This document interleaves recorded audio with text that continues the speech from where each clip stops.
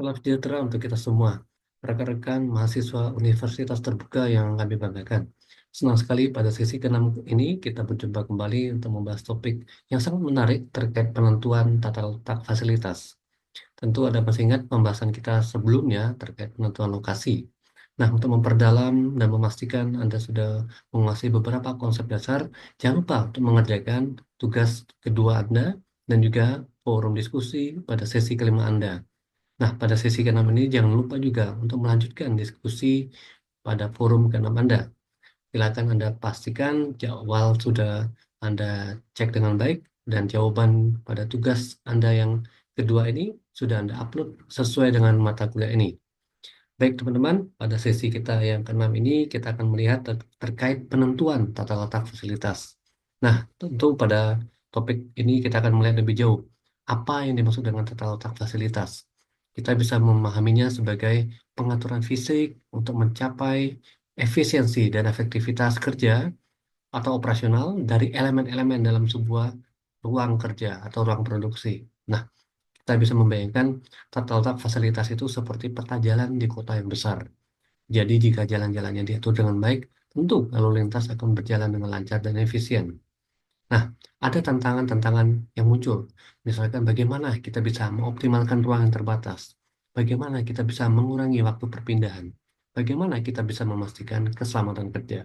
Nah, tentu kita perlu mempersiapkan strategi-strategi seperti menggunakan teknik seperti Systematic Layout Planning atau SLP untuk merancang tata letak yang efisien.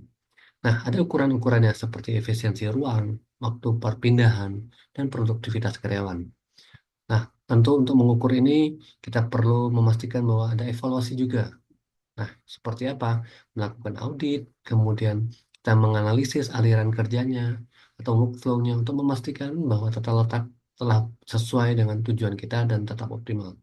Nah, teman-teman, kalau Anda melihat misalkan perusahaan seperti Toyota, bagaimana dia menggunakan prinsip lean manufacturing, ya, bagaimana dia mengatur tata letak fasilitas mereka, mengurangi pemborosan dan meningkatkan efisiensi. Nah, kita melihat lebih jauh terkait kriteria kinerja tata letak. Hal ini kita bisa pahami sebagai standar ya, standar yang digunakan untuk menilai efektivitas tata letak fasilitas. Nah, kita bisa bayangkan hal ini seperti kriteria penilaian dalam kompetisi memasak, di mana setiap aspek dinilai untuk menentukan siapa pemenangnya. Nah, ada tantangan yang muncul seperti apa saja kriteria yang relevan dan mengukur kinerja secara objektif itu seperti apa. Nah, ini tentu kita perlu menyiapkan strateginya ya. Kita harus menggunakan Key Performance Indicators atau KPI, nah, seperti misalkan siklus waktunya seberapa lama, kemudian biaya per unitnya berapa, kemudian tingkat kecelakaan kerjanya seberapa besar. Nah, ini kita bisa melakukan pengukuran-pengukuran hal ini. Nah, setelah kita ukur, tentu kita harus evaluasi apakah metode analisisnya sudah tepat. Misalkan kita menggunakan analisis SWOT atau analisis PESTEL untuk menilai misalkan dari SWOT, misalkan kekuatan dan kelemahannya dari tata letak itu seperti apa. Misalkan kalau Anda pernah mendengar Amazon, bagaimana Amazon menggunakan KPI untuk mengukur efisiensi tata letak gudang mereka, ya, memastikan bahwa proses pengambilan dan pengiriman barang telah berjalan dengan lancar. Nah, ini sudah diterapkan. Nah, kita melihat lebih jauh terkait jenis tata letak, teman-teman.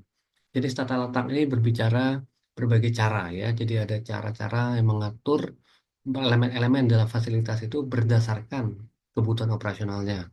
Nah, kita bisa bayangkan misalkan seperti tata letak rumah gitu ya, atau apartemen, atau rumahnya terpisah, atau townhouse gitu ya, yang disesuaikan dengan kebutuhan penghuninya. Jadi ada beberapa challenge ya atau tantangan seperti memilih jenis tata letak yang paling sesuai dengan jenis produksi atau layanan itu seperti apa. Nah, apa strateginya? Ya tentu kita pastikan bahwa tata letak prosesnya sudah tepat, produknya juga, posisi tetapnya juga, ya, sesuai kebutuhan atau tidak. Nah, untuk mengukurnya kita bisa melihat efisiensi ya, aliran kerja dan fleksibilitas tata letak itu. Sehingga kita bisa melakukan evaluasi dengan melakukan simulasi ya. Jadi kita analisis alirannya untuk menentukan jenis tata letak yang optimal itu seperti apa. Misalkan IKEA dia menggunakan tata letak loop gitu ya, mengarahkan pelanggan melalui seluruh toko sehingga meningkatkan exposure para pelanggannya terhadap produk-produk mereka. Jadi itu ya. tentunya. Nah, kalau kita hubungkan dengan tata letak untuk jasa, tentu tata letak untuk jasa ini kita bisa melihat bahwa pengaturan elemen-elemen dalam fasilitas layanan itu tujuannya untuk meningkatkan efisiensi dan pengalaman pelanggan, gitu ya. Nah, jadi kalau Anda lihat misalkan kalau Anda pergi ke restoran, misalkan Anda lihat tata letak restoran itu dirancang untuk memaksimalkan aliran pelanggan dan efisiensi layanan ya. Dari mana arah masuknya, di mana letak makanan itu disiapkan atau mejanya seperti apa dan seterusnya sampai pelanggan itu membayar dan pulang ya.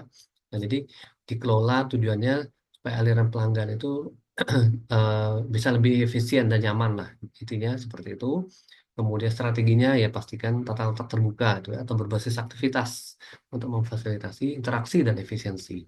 Nah, kita bisa mengukur misalkan seberapa lama waktu layanannya, kemudian pelanggan itu puas atau tidak. Kemudian apakah penggunaan ruangan itu sudah efisiensi atau belum? Dia seperti penggunaan sumber daya listrik dan seterusnya misalkan. Kemudian kita bisa mengevaluasinya menggunakan evaluasi survei pelanggan dan analisis waktu layanan tentunya untuk menilai seberapa efektif ya tata letak kita. Contohnya misalkan Starbucks teman-teman. Jadi Starbucks itu kan menggunakan tata letak terbuka ya. Jadi dia menciptakan lingkungan yang nyaman dan efisien bagi pelanggan dan baristanya juga. Jadi kita bisa lihat ya kondisi di lapangannya seperti apa. Nah, berbicara tata letak untuk proses, kita bisa memahami bahwa tata letak untuk proses ini adalah pengaturan mesin dan peralatan berdasarkan jenis proses yang dilakukan. Nah, kita bisa bayangkan misalkan di dapur gitu ya. Jadi di dapur restoran itu, kita bisa melihat dapur restoran itu diatur sedemikian rupa ya, supaya peralatan itu eh, bisa digunakan sesuai dengan jenis makanan yang akan dibuatnya. Jadi tidak sembarangan diletakkan. Nah, tentu ada tantangannya. Tantangannya apa? Ya mengelola aliran material dan mengurangi juga waktu tunggu antar proses. Nah, tentunya untuk menjawab tantangan ini kita perlu melakukan beberapa strategi seperti menggunakan tata letak proses untuk produksi dengan volume yang rendah dan variasinya tinggi. Nah, ini jadi kita bisa gunakan supaya kita bisa mengukur nanti waktu siklusnya seberapa lama, efisiensi aliran material yang kita gunakan seberapa besar, dan biaya operasionalnya seberapa tinggi gitu ya. Nah, kita bisa melihat juga nanti apakah eh, ini sudah tepat atau belum ya. Kita bisa evaluasi. Lakukan analisis aliran material tersebut dan kita lihat waktu siklusnya untuk menilai efisiensi tata letaknya. Contohnya, misalkan perusahaan General Electric dia menggunakan tata letak proses untuk memproduksi komponen pesawat dengan variasi yang tinggi. Ya, nah kalau kita berbicara dari sisi lain, misalkan tata letak untuk kantor ya, kita bisa memahami definisinya sebagai pengaturan ruang kerja ya. Jadi ruang kerja peralatan itu diatur untuk meningkatkan produktivitas dan kenyamanan karyawannya. Nah, kita bayangkanlah seperti tata letak perpustakaan misalkan ya. Jadi tata letak perpustakaan itu diatur bukunya, mejanya, ya, rak-raknya gitu ya. Untuk memaksimalkan apa? Ya, kenyamanan dan efisiensi para penggunanya. Tapi ada tantangannya juga, seperti bagaimana mengelola ruangan terbatas, bagaimana memastikan kenyamanan serta produktivitas dari karyawannya. Kemudian kita perlu ambil tindakan seperti menggunakan tata letak terbuka atau berbasis aktivitas gitu ya untuk meningkatkan kolaborasi dan efisiensi. Bagaimana kita mengukurnya? Ya pasti kepuasan dari para pengguna, dari user ya, dari karyawan, kemudian produktivitasnya juga kita bisa lihat di sana. Kemudian efisiensinya dari pengguna ruang itu seperti apa? Apakah terlalu besar, terlalu kecil gitu ya? Apakah ruangannya itu gelap dan seterusnya? Nah itu nanti mungkin kita bisa lihat dari segi yang lain. Bagaimana mengevaluasinya? Kita bisa menggunakan survei karyawan. Kita lakukan analisis produktivitas untuk menilai ya efektivitas dari tata letak itu. Nah, contoh misalkan Google ya. Google itu kalau Anda pernah lihat di YouTube di bagaimana dia menggunakan tata letak kantor terbuka gitu ya. Jadi dia mendorong kolaborasi antar pekerja di sana, dan manajernya, supervisornya, karyawannya dan direksinya untuk melakukan inovasi. Nah, tata letak untuk eceran kita bisa lihat sebagai pengaturan produk dan ruang dalam toko untuk memaksimalkan penjualan dan pengalaman pelanggan.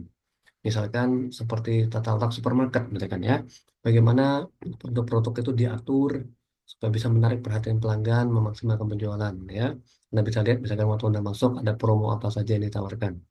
Nah, ada tantangan juga di baliknya, teman-teman, yaitu bagaimana mengelola aliran pelanggan dan memastikan semua produk itu mudah diakses ya. Itu penting sekali. Strateginya bagaimana? Dia menggunakan tata letak grid. atau loop untuk memastikan pelanggan melalui seluruh sudut tokonya. Nah, bagaimana kita melihat ukurannya? Kita bisa melihat dari penjualan per meter perseginya, kepuasan pelanggannya seperti apa, efisiensi ruangnya seperti apa. Ya, misalkan ada bangunan dengan ukuran tertentu, berapa banyak rak yang harus dipajang, misalkan ya. Nah, bagaimana kita melakukan evaluasinya? Ya, lakukan analisis penjualan, lakukan survei pada pelanggan untuk menilai efektivitas tata letak ini. Misalkan kalau Anda lihat di Walmart, dia menggunakan tata letak grid ya untuk memaksimalkan exposure produk dan efisiensi dari tata ruang mereka. Nah, kalau kita berbicara tata letak untuk gudang, teman-teman. Tata letak untuk gudang ini adalah pengaturan ruang penyimpanan ya dan peralatan untuk memaksimalkan efisiensi juga dan juga efektivitas operasional. Nah, analoginya seperti perpustakaan gitu ya. Jadi tata letak perpustakaan itu diatur buku-bukunya berdasarkan kategori. Jadi memudahkan orang untuk mencari buku-buku tersebut atau referensi tersebut. Nah, tantangannya apa? Ya, kalau ruangan terbatas, bagaimana kita bisa mengelolanya ya dan memastikan bahwa buku itu masih bisa diakses orang, gitu ya. Strateginya apa? Misalkan kita gunakan tata letak rak tinggi, misalkan atau lorong yang sempit untuk memaksimalkan ruang penyimpanan, gitu ya. Kemudian ukurannya untuk menilai bahwa tata letak gudang itu sudah bagus atau belum, kita bisa lihat dari efisiensi ruang, waktu pengambilan barangnya cepat atau tidak, biaya operasional yang tinggi atau rendah, gitu ya. Nah, evaluasinya kita bisa menggunakan analisis aliran material tadi dan waktu pengambilan barang untuk menilai efektivitas tata letaknya. Nah, contohnya misalkan Amazon ya. Amazon itu menggunakan tata letak gudang efisien banget untuk memastikan produk pengambilan produknya itu bisa diambil gitu ya dan dikirim dengan lancar. Nah, inilah teman-teman yang kita bahas pada sesi kita kali ini terkait penentuan tata letak fasilitas. Semoga materi ini bisa membantu Anda untuk memahami topik kita pada sesi ke-6 ini. Nah, jangan lupa Anda kembali untuk mengecek kembali forum diskusi Anda pada sesi ke-6 ini dan tugas kedua Anda. Pastikan deadline-nya sudah Anda cek, kemudian materi yang Anda upload untuk tugas kedua itu sudah sesuai dengan mata kuliah ini. Ya. Baik, itu saja untuk topik kali ini. Semoga bermanfaat. Kita akan jumpa lagi pada sesi kita berikutnya, sesi ke-7. Selamat belajar dan tetap semangat. Sampai jumpa.